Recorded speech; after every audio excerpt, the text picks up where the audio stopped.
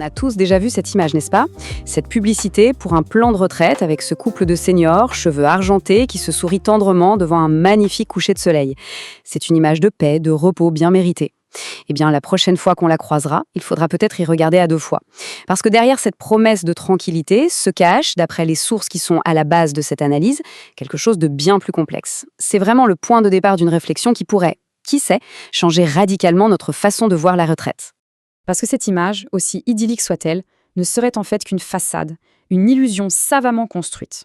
Vous allez, on nous le répète depuis qu'on est tout petit, travaille bien à l'école, trouve un bon emploi, travaille dur pendant 40 ans, paye bien tes impôts, mets de l'argent de côté, et à la fin, tu auras droit à un repos mérité. C'est le contrat social qu'on nous présente.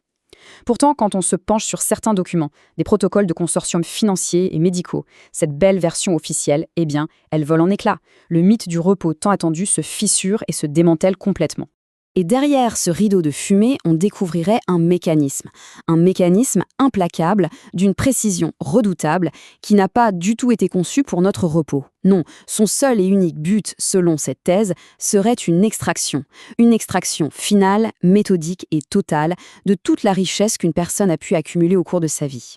C'est ce mécanisme que les sources à l'origine de cette analyse appellent de façon assez imagée la moisson finale.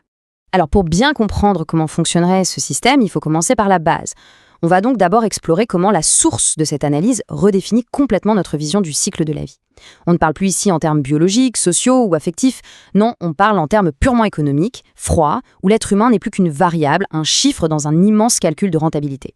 Et dans cette logique, un être humain n'est plus une personne, il devient ce que la source nomme un actif biologique. C'est un terme froid, n'est-ce pas? Presque comptable. L'image qui est donnée est celle d'une batterie. Une batterie, c'est utile, ça produit de l'énergie, mais seulement pendant un certain temps. Pour l'humain, dans ce modèle, cette période de productivité optimale s'arrête arbitrairement autour de 60 ans. Une fois ce cap passé, l'individu n'est plus vu comme une force de travail, mais comme un simple conteneur. Un conteneur de capital. Et le but du système serait alors de recycler cet actif, c'est-à-dire d'extraire sa charge résiduelle de la façon la plus profitable qui soit.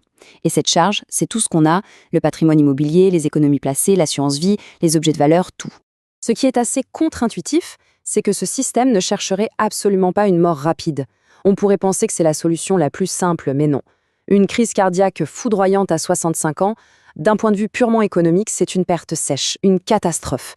C'est tout un potentiel de facturation qui part en fumée. Mais attention, une personne âgée en pleine forme, lucide et autonome est aussi problématique. Pourquoi ? Parce qu'elle est libre, elle dépense son argent comme elle l'entend, elle voyage, elle aide ses enfants, elle donne son avis, et surtout, elle peut transmettre son patrimoine et son esprit critique. C'est ce que la source appelle un lest économique, un électron libre, imprévisible et donc non rentable. Ni une mort rapide, ni une santé de fer. L'objectif serait donc d'atteindre un état intermédiaire, un sweet spot que la source nomme la fenêtre dorée de rentabilité. De quoi s'agit-il? Il s'agirait de maintenir l'individu dans un état de dépérissement lent, maîtrisé, un état suffisamment grave pour justifier des soins constants et coûteux, mais suffisamment stable pour que la personne survive longtemps. Pendant cette période, qui peut durer 5, 10, parfois même 15 ans, tout le capital de la famille est méthodiquement aspiré, transféré vers les caisses des grandes corporations médicales et financières. Et l'héritage, ce capital qui aurait pu donner un coup de pouce à la génération suivante, la rendre plus indépendante des banques, eh bien, il s'évapore. Il disparaît dans un flot ininterrompu de factures. Alors la question qui vient tout de suite à l'esprit, c'est comment ? Comment un tel système aurait-il pu se mettre en place? Comment en est-on arrivé à considérer comme normal que nos aînés finissent leurs jours isolés, loin du cocon familial? Cette deuxième partie de l'analyse s'intéresse justement à ça, la manière dont les structures mêmes de notre société auraient été subtilement modifiées pour permettre cette grande extraction. Et tout commence, selon la source, par le démantèlement programmé de la famille. Il faut s'imaginer qu'il y a un siècle à peine, l'idée d'une maison de retraite aurait paru complètement folle, voire barbare pour beaucoup. Les familles, c'était des clans. 3, parfois 4 générations vivaient sous le même toit. La richesse, le savoir, tout se transmettait de la main à la main, de manière directe, sans aucun intermédiaire financier.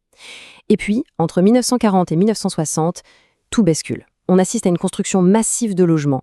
Des logements standardisés, modernes, mais surtout petits. Trop petits pour pouvoir accueillir les grands-parents. D'après la source, l'architecture est alors devenue une arme d'ingénierie sociale, une arme silencieuse mais terriblement efficace qui a rendu la cohabitation physiquement impossible, brisant ainsi le lien de transmission direct. La différence entre ces deux modèles est fondamentale. D'un côté, on avait la famille clanique, une unité économique et biologique solide, où les aînés étaient des piliers, des archives vivantes qui transmettaient le capital et la sagesse. Et de l'autre, aujourd'hui, on a la famille nucléaire, des cellules éclatées, fragmentées, où le capital des aînés est complètement isolé du reste de la famille. Dans ce nouveau modèle, les aînés passent progressivement du statut de sage à celui de fardeau, un fardeau logistique et financier. Et c'est précisément ce terreau qui a permis à des solutions professionnelles, gérées par des entreprises, d'apparaître comme la seule option logique et raisonnable. Et pour que cette fragmentation soit totale, il fallait aussi agir sur les mentalités. C'est là qu'interviendrait une manipulation psychologique et linguistique. Le culte de l'indépendance, cette idée martelée qu'il ne faut surtout pas être un poids pour ses enfants, tout cela est présenté par la Source comme l'un des programmes d'ingénierie sociale les plus efficaces et les plus cruels qui soient.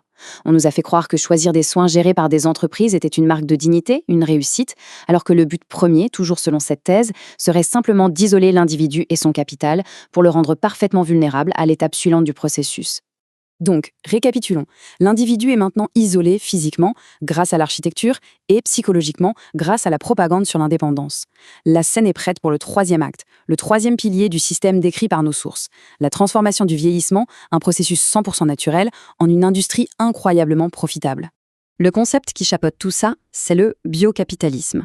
C'est un système où le corps humain lui-même, ses processus biologiques naturels, comme le déclin lié à l'âge, ne sont plus considérés comme des étapes de la vie. Ils deviennent des marchandises, des ressources à exploiter. L'analogie de la source est parlante. C'est un peu comme si on regardait une forêt ancienne, non pas comme un écosystème vivant, mais comme une simple réserve de bois à transformer en planches et en palettes. La vieillesse, dans cette optique, est officiellement requalifiée. Ce n'est plus un état de fait, c'est une pathologie, une maladie chronique. Et comme on le sait dans un système capitaliste, une maladie, c'est un marché. Et la logique commerciale qui en découle est, selon la source, d'une simplicité redoutable. Étape 1, on reclassifie. Chaque petit signe de l'âge, un peu de raideur, un oubli, une baisse de tension, devient un symptôme à traiter médicalement. Étape 2, on maintient. Le but de la médecine moderne dans ce cadre ne serait plus de guérir, mais de gérer les symptômes. On cherche à maintenir cet état grave mais stable, dont on parlait tout à l'heure. Cela transforme de fait la personne en un client à vie, otage d'une thérapie chimique quotidienne. Et enfin, étape 3, on monétise. Chaque symptôme, chaque pilule, chaque consultation, chaque analyse devient une ligne sur une facture, garantissant ainsi une rente quasi perpétuelle aux corporations pharmaceutiques et médicales. C'est ici qu'on aborde un concept particulièrement glaçant, celui de l'âge de survie. Attention, ce n'est pas du tout un terme médical, c'est une catégorie purement comptable, financière. Cet âge de survie définirait la période, calculée statistiquement, durant laquelle un actif biologique doit être totalement amorti, puis radié des comptes. En clair, c'est une fenêtre de temps optimisée pour extraire jusqu'au dernier centime du capital restant via des soins et un hébergement hors de prix, juste avant la liquidation finale de l'actif, c'est-à-dire le décès. Bon, maintenant qu'on a le cadre social, l'isolement et le cadre médical, la maladie rentable, il ne manque plus que les outils concrets pour finaliser l'opération. Les instruments financiers et juridiques qui permettent de s'assurer que l'argent change bien de main.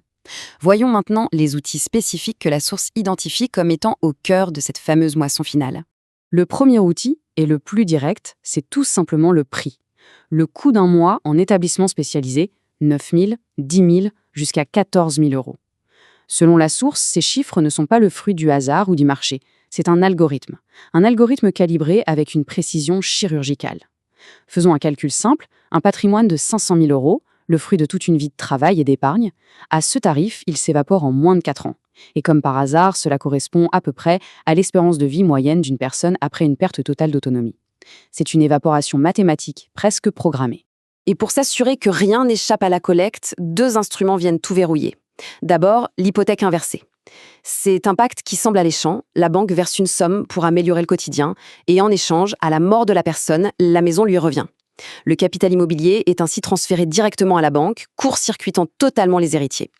Ensuite, il y a un outil juridique, la période de vérification. En gros, si une personne donne sa maison à ses enfants, mais que dans les 3 à 5 ans qui suivent, elle a besoin d'une aide de l'État pour payer ses soins, cette donation peut être tout simplement annulée. Les enfants sont alors contraints de vendre le bien pour rembourser les frais, s'assurant que d'une manière ou d'une autre, la moisson ait bien lieu. Si on met tout ça bout à bout, l'isolement social, la médicalisation de la vieillesse, les outils financiers précis, on voit que tous ces éléments convergent vers un seul et même point.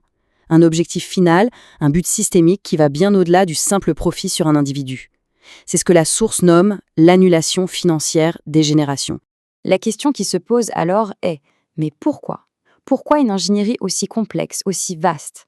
On pourrait se dire que c'est juste une question d'avidité, de profit maximum. Mais d'après les documents analysés, la réponse est bien plus profonde. Il ne s'agirait pas seulement de profit, mais de contrôle. Un contrôle structurel de la société tout entière. L'objectif ultime serait ce que la source appelle un reset absolu à chaque génération. C'est comme formater un disque dur. En siphonnant systématiquement le capital accumulé par les aînés, le système s'assurerait que la génération suivante reparte toujours de zéro. Et repartir de zéro, aujourd'hui, ça veut dire repartir endetté. Sans héritage, sans capital de départ, chaque nouvelle génération est contrainte de souscrire des crédits, des hypothèques sur 30 ans et de s'atteler à son tour au même cycle de travail pour le bénéfice des mêmes corporations.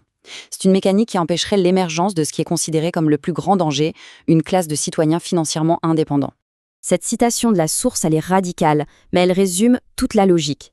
Imaginons des gens libres, qui possèdent un capital familial.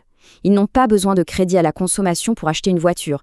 Ils n'ont pas besoin de s'endetter sur des décennies pour avoir un toit. Ils deviennent, du point de vue du système, ingérables, incontrôlables. Le système de crédit, qui est le pilier de notre économie moderne, ne pourrait pas survivre. La moisson finale ne serait donc pas qu'une question de profit, mais une nécessité structurelle pour préserver l'ordre établi, en s'assurant que la richesse retourne systématiquement à sa source, ceux qui ont le pouvoir de créer l'argent. La conclusion de cette analyse, telle que présentée par la source, est, disons, assez glaçante.